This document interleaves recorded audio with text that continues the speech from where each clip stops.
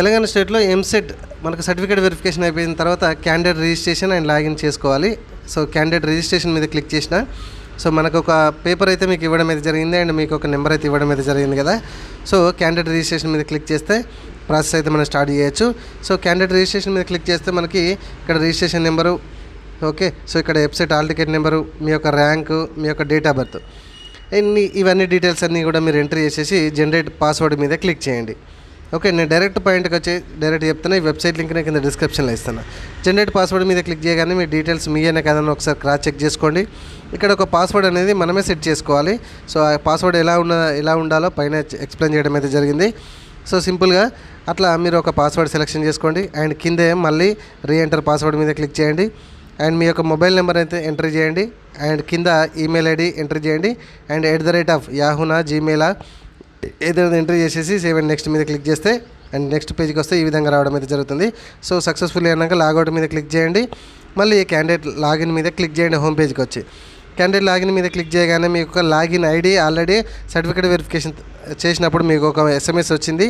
అందులో లాగిన్ ఉంటుంది, login ID. So details అన్నీ కూడా ఎంట్రీ చేసేసి అనగానే ఈ విధంగా రావడం అయితే జరుగుతుంది.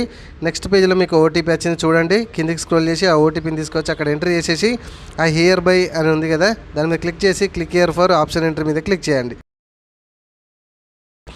సో రైట్ సైడ్లో మీరు ఏ బ్రాంచ్కి మీరు పోదాం అనుకుంటున్నారో ఆ branch short cut and full name కూడా ఉంది, అబ్జర్వ్ చేయండి. అండ్ తెలంగాణ స్టేట్లో ఉన్నటువంటి అన్ని డిస్ట్రిక్ట్స్ కూడా మీకు కనబడతాయి. ఈ డిస్ట్రిక్ట్లో ఏదైతే మీరు డిస్ట్రిక్ట్ సెలెక్షన్ చేసుకుంటారో ఆ సెలెక్షన్ చేసుకున్న డిస్ట్రిక్ట్లో ఉన్నటువంటి కాలేజీలు మాత్రమే కనిపిస్తాయి. వేరే డిస్ట్రిక్ట్ సెలెక్షన్ చేసుకోండి, మీరు ఇక్కడ సెలెక్షన్ చేసుకున్న డిస్ట్రిక్ట్లో కనబడాలంటే కనబడాయి.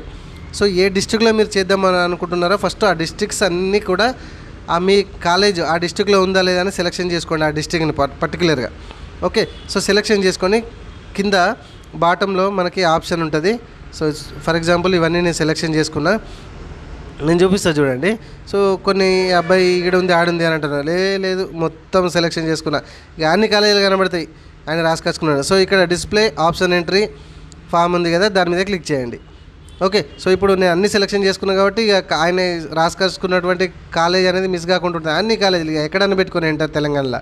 సో అందుకని అన్ని సెలెక్షన్ చేసుకున్నా. మీకు పేజ్ అయితే ఈ విధంగా రావడం అయితే జరుగుతుంది. సో అయితే ఇక్కడ ఫస్ట్ మీ యొక్క హాల్ టికెట్ నెంబర్ అనేది ఎంట్రీ చేయండి. ఓకే, సో ఇది మొబైల్లో పెట్టుకోవాలంటే కొద్దిగా ఇబ్బంది అవుతుంది, ఎందుకంటే కాలేజెస్ షార్ట్ కట్లో ఉంటాయి కాబట్టి సెర్చ్ చేయాలంటే ఇబ్బంది అవుతుంది. అయితే నేను ఫస్ట్ ఇక్కడ హాల్ టికెట్ నెంబర్ ఎంట్రీ చేసుకున్నా. So find out control F మీద క్లిక్ చేసేసి ఈ క్యాండిడేట్స్ కాలేజీలో షార్ట్ కట్స్ చెప్తూ ఉంటారు. సో అక్కడ షార్ట్ కట్ చెప్పిన దాని మీద మీరు క్లిక్ చేస్తే ఫుల్ నేమ్ కూడా కనిపిస్తుంది, ఇది కాలేజ్ నేమ్ గుర్తుపెట్టుకోండి. ఇప్పుడు 123 మీద CBIT ఉంది, దాని మీద క్లిక్ చేస్తే ఆ full name college full name ఏంటి అనేది వస్తుంది. అండ్ ఏ బ్రాంచ్ కావాలనేది మీరు ఇట్లా అంటే ఏ గ్రూప్ కావాలనేది 1 and 2. సో ఇప్పుడు 2 వెబ్ ఆప్షన్స్ పెట్టినా నేను ఇక్కడ గుర్తుపెట్టుకోండి. CSCకి నెంబర్ 1 ఇచ్చుకున్నా, CSMకి నెంబర్ 2 ఇచ్చుకున్నా. అంటే 2 వెబ్ ఆప్షన్స్ అయిపోయినాయి ఒకటే కాలేజీలో. అంటే ఈ కాలేజ్ నాకంటే ఇష్టం అని నేను అనుకుంటున్నా కాబట్టి అట్లా 2 ఆప్షన్స్ ఇచ్చుకున్నా. ఇంకోటి సెర్చ్ చేసిన, సో ఇంకొక దానిలో ఇంకొక 3వ నెంబర్ ఇచ్చిన అండ్ 4వ నెంబర్ ఇచ్చిన. ఇట్లా మీరు ఎన్ని నెంబర్స్ ఇస్తుంటే అన్ని వెబ్ ఆప్షన్స్ పెట్టుకున్నట్టు.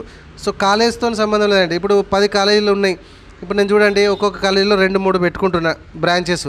సో ఏ బ్రాంచ్లో వచ్చినా చేద్దామని నేను అనుకుంటున్నా కాబట్టి అట్లా.